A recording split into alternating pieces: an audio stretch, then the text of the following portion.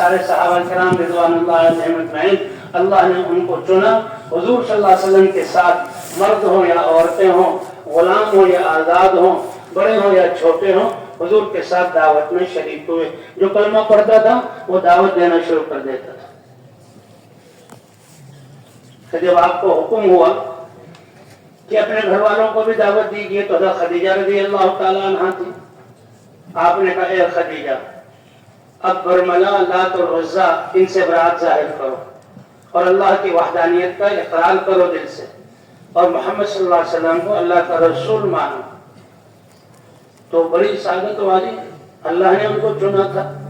فرمایا اے اللہ کے رسول، سب سے پہلے آپ اپنی دعوت کی ابتدا مجھ سے کر رہے ہیں اور سب سے پہلے میں اس دعوت کو قبول کرتی ہوں. کہ ان لربکم فی الدہر نفحات، تمہارے رب کے ہر وقت رحمت کی لہریں تم تک اترتی ہیں. احکام اور حالات کی صورت میں اللہ تمہیں نوازنا چاہتے ہیں. فتعرضوا لها، اپنے آپ کو ان رحمتوں کی لہروں کے لیے پیش کر دو.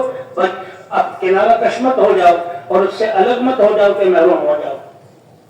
تو یہ ایک لہر تھی. یا اے اللہ کے رسول، سب سے پہلے میں آپ کی اس دعوت کو قبول کرتی ہوں. اور ہر صحابی کی ایک خاصیت تھی کہ جب وہ لا الہ الا اللہ کا دل سے اقرار کرتے تھے، اور لا الہ، کیونکہ وہ عرب اور عربوں میں سب سے فصیح اور اخلاص اور دل کی صفائی سے اس کلمے کا اقرار کرتے تھے، تو ان پر منکشف ہو جاتا کہ اس سے یہ چند گھڑی پہلے ہم کتنی بڑی گمراہی اور نادانی میں تھے، کتنے بڑے ہم دھوکے میں تھے کہ انسان ہوتے ہوئے ایک اللہ کی ذات پر ایمان اور یقین کو چھوڑ کر یہ بتوں پر یقین اور ان مخلوقات پر یقین، یہ حضور کی صحبت اور ان کی صفائی دل اور لا الہ الا اللہ کے جو معنی ہے اس منکشف ہو جاتا. اور اس وقت جو کفار لوگ ہیں ان کی ہمدردی اور ان پر رحم اتنا زیادہ غالب آتا کہ اپنی ذات پر ہونے سے یہ نادانی کی وجہ سے تکلیفیں پہنچائیں گے، ان تکلیفوں کی پرواہ کیے بغیر اپنے آپ کو دعوت کے میدان میں ڈال دیتے اور ان کو دعوت دیتے تھے.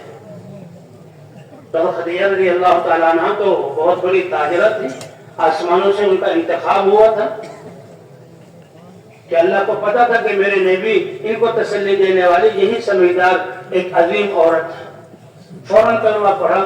کلمہ پڑھتے ہی اس کلمے کی حقیقت جب سامنے آ گئی تو تجارت کی فکر ختم ہو گئی اور اسی کلمے کو پھیلانے کی فکر شروع ہو گئی اور جو ہے سارے صلاحیتیں جان اور مال اس پر لگانا شروع کیا. حضرت مولانا صاحب رحمۃ اللہ نے فرمایا کہ حضور کا گھرانہ تو بہت جو ہے مال کے اعتبار سے اسباب نہیں تھے.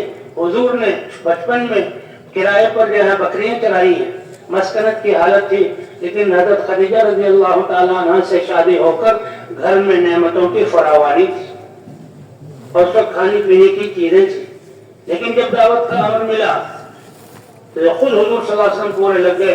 حضرت خدیجہ رضی اللہ تعالیٰ عنہ نے بھی ساری اپنی توجہ اس کی طرف لگا دی اور مال کو خرچ کرنا شروع کیا. سب سے پہلے حضور کو تسلی دی، سب سے پہلے حضور صلی اللہ علیہ وسلم کی ہمدردی کی، آپ کی ہمت کو بڑھایا اور آپ کی حوصلہ افزائی کی، اور سب سے پہلے اپنا سارا مال لگایا. وہ خدیجہ اتنی تیزی سے لگایا کہ مال سارا ختم ہو گیا، حتیٰ کہ فاقے گھر میں آ گئے کہ اللہ کے دین کے لیے. تو حضور صلی اللہ علیہ وسلم بھوک کی حالت میں اس گھر سے بیت اللہ کی طرف جا رہے ہیں. جبرائیل علیہ السلام آئے اور عرض کیا اے اللہ کے رسول، عرش سے آج آپ کے رب نے خدیجہ کو سلام بھیجا ہے. اے میری بندی خدیجہ، سلام ہو تم پر.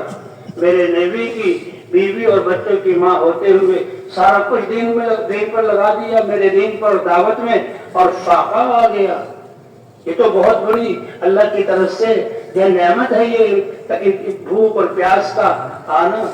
اسی لیے صحابہ کرام مارے کھا رہے ہیں لیکن دل کے اعتبار سے اتنے مطمئن ہیں کہ ہم کامیاب ہیں.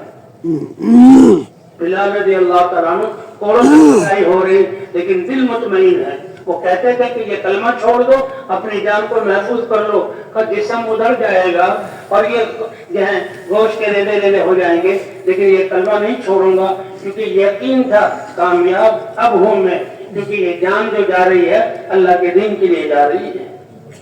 حضرت خباب کو آگ پر ہوتے ہوئے یقین تھا کہ میں کامیاب ہوں.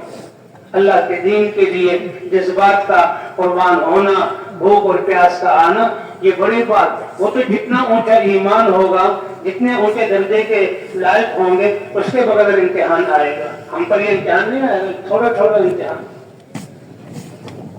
تو سلام آیا اللہ کا، اے اللہ کے رسول، آپ کا رب آج آپ کی بیوی کو سلام کر رہا ہے۔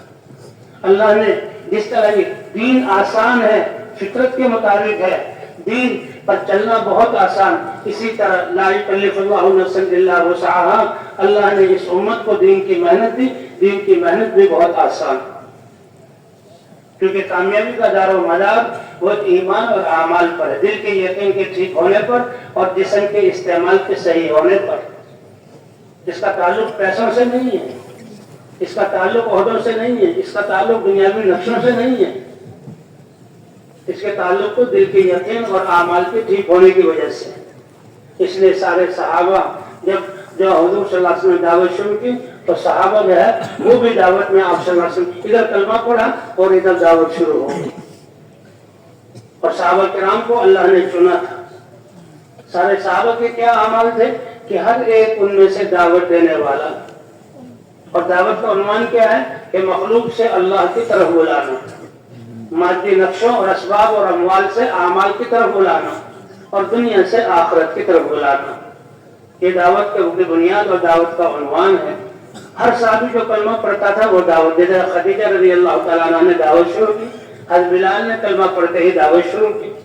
یہ صحابہ، حکایت صحابہ میں ہم جو صحابہ کی قربانیاں پڑھتے ہیں، اگر یہ اپنے ایمانوں کو چھپا کر بیٹھ جاتے، خاموش ہو جاتے، تو دنیا کے کام کاج میں مشغول رہتے، یہ تکلیفیں نہیں آتی، لیکن ان سے برداشت نہیں ہو سکتا تھا کہ ہم اس ایمان کو کیسے چھپائیں، اس یقین کو کیسے چھپائیں، اور ان سامنے والے لوگوں کو ہلاک ہوتے ہوئے کیسے دیکھیں، کیونکہ انسان تو ہمدرد ہے۔ ان کا اللہ کی ناراضگی جو جہنم سے بھی زیادہ سخت چیز ہے، اور اللہ کا عذاب اور جہنم کی دہکتی آگ کی طرف جانا، اس سے بچانے کے لیے صحابہ کرام پوری کی پوری اپنی جذبات کو اور اپنی زندگی کو خرچ کرنے والے تھے۔ حضور صلی اللہ علیہ وسلم نے بھی فرمایا، میری اور تمہاری مثال اس شخص کی سی ہے کہ جس نے رات کے اندھیرے میں جنگل کے پاس آگ کا لو روشن کیا۔ جنگل کے پتنگے آگ کی روشنی کو دیکھ کر اس کی طرف لپٹے اور آگ میں جا رہے، ان کو نہیں پتا کہ یہ آگ جلانے والی ہے، وہ تو پتنگے، وہ تو جنگل میں رہتے، انہیں کبھی دیکھا نہیں، ان کو تو نور نظر آیا۔